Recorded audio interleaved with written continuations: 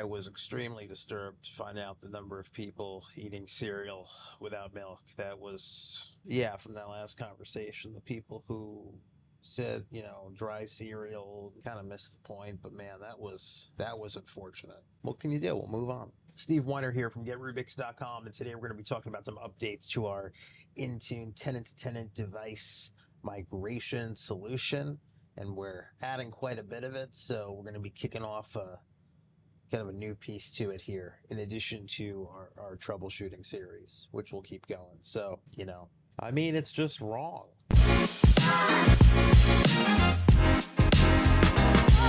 Okay, so hopefully, or maybe you've already read our latest post on GetRubix.com, where we talk about, why we're coming up with this latest solution, and something different today. I'm going to walk you through one of my whiteboards here.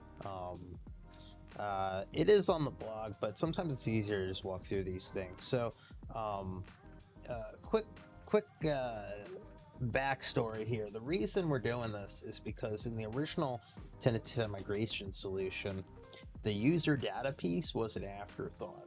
The main goal was, how do we get the device from tenant A to tenant B, the same device, without wiping it? And, that wasn't super easy. So by the time we got that figured out, it was a great win. And then we went back and figured out, okay, the easiest way to address the user data is do a local migration within the same device, move it from the original profile to the new profile and delete it afterwards. And that worked really well. And it worked well when it worked well. Essentially, there were some caveats to it. You had to have so much free space on the device.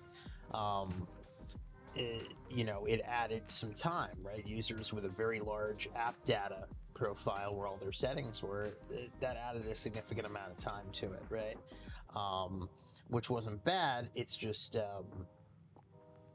was something that we had to account for. And then while working on that, I came across two situations where in both cases we were migrating tenant to tenant, but we were issuing new PCs to end users.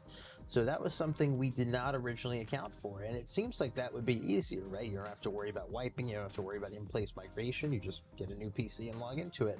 But the user data was something we had to account for.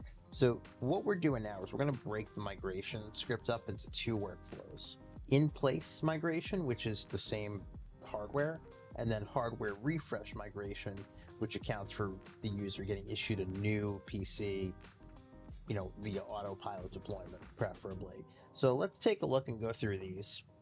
So this is our, I zoomed in too much. This is our Intune user data migration in place workflow.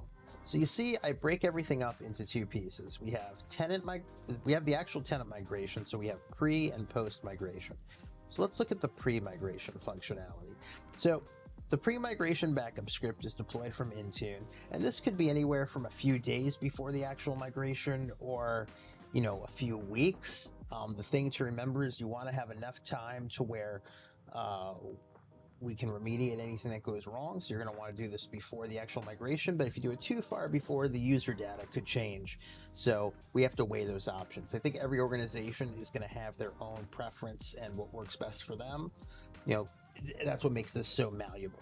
So the pre-migration script is PowerShell, a lot of features from our original start migrate PS1 script. And what is it doing from the user data side? So we get to select what we want to back up. The same, just like the original, right? App data, local, roaming, downloads. You can add pictures, desktop, whatever you want. And we're running that original calculation, right? Is 3 times that total size available on the PC? And if it is, we can go with our original local route, right? Our temp directory. And at that point, we can clear a user for migration. Now, what do I mean by that? I mean, we can place the user in a group where at a certain point they'll get the migration app made available to them to trigger the process. But what if they don't have 3 times the space, right? That's a lot, right? So if my profile's 20 gigs, that assumes we have, 60 free on the device to do this with, right? So not a great solution for those who don't have that much disk space available. So what we did is we decided to, like most things, we like blob storage because it's simple. It's lower cost. It has some challenges in the way we have to manipulate it, but it seems to work very well. Very easy to set up in Azure, and we're going to be going through that at a later post in the series. But all we need there is we have to just check for 2x the user data space, and that's because we need a place to compress the files first before posting them, but then we can immediately get rid of them. From our findings, 2x user data available, so 40 gigs in free disk space was way more palatable, right? So at that point, we were able to say, okay, well, if you don't have 3x, but you have 2x, let's post to blob storage. And if you don't have that, we're still going to come up with the data cannot be migrated. And we have some solutions here we're going to be working on as, do we alert an admin? Do we talk to the user and see what they can clean up and run them through this again? But for right now, that's our third option, right? So once that data is uploaded to the blob storage, again, the user is cleared for migration. So what happens when we actually migrate the device to the new tenant? Well, the new Intune in tenant B will deploy the post migration script, and it'll look at, we're making this variable called migrate, and it'll have one of three options. It'll have local, blob, or I believe it's NA, not applicable. What did I set it to? I set it to NA. Okay, so is migrate set to local? Yes? Okay, we're going to restore the temp data just like we did previously. Is it no? Okay, then, but is it set to blob storage? If it's yes, we're going to download that data from blob storage. And of course, if it's not blob, that means it's not applicable and we're not restoring data. But the benefit here is it's very similar to the way we run it before, but we have options. You can see if we don't have the 3x disk space, we don't have to worry about it. Now you get a brand new PC. Okay, what do? Blob storage seemed like the best solution because it's in the cloud, we're deploying remotely, people are at home. It just made sense. But it could take a while depending on how much you have, right? So that couldn't be the only option. We were actually asked, could we just do a peer-to-peer network share on a PC? We thought, why not? Coming down to this hardware refresh workflow, that's exactly what we've done. So let's start by looking at the pre-migration script.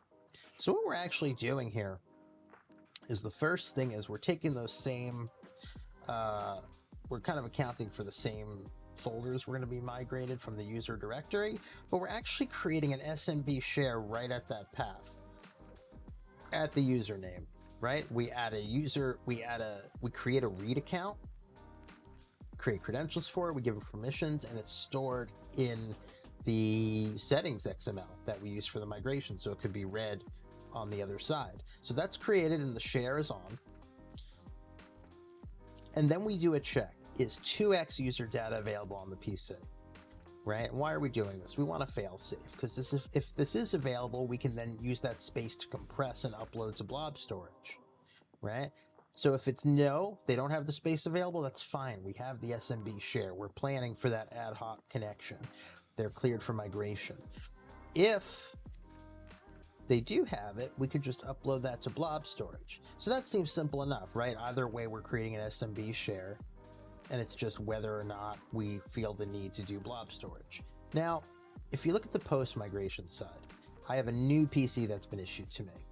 The first thing it's going to do is read the XML data, which has all the SMB share, and it's going to attempt to connect. Now, of course, this is going to require end-user communication. We're going to have to let users know, hey, when your new PC arrives, make sure your existing PC is powered on and connected to your home network, which most likely it is, but it has to stay on.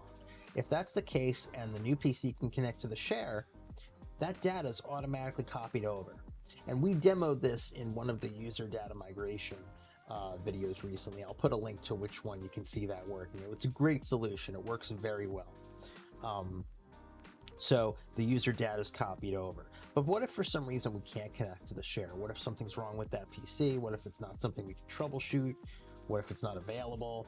Well, in that case, we can just go check if the data is in blob storage. And if it is, we can run that same thing we did before. We can pull that down, right? And just put it back where it goes. And just like before too, if that option doesn't exist, we're just in a situation where we can't restore the data and we'll have to consider alternative options. There's a lot going on here. You probably noticed we also broke up the pre and post migration into 2 separate scripts as opposed to one script called start migrate. And there's a reason for that as well, right? And we're going to get into that. But the good thing is here, a lot of folks are testing this. A lot of folks are deploying this. So we're getting a lot of feedback from it, which is a great thing. And over the next few episodes, if you want to call it, in this series, I'm going to be taking you through all this. So, stick around if you want to migrate. 1, 2, 3, 4.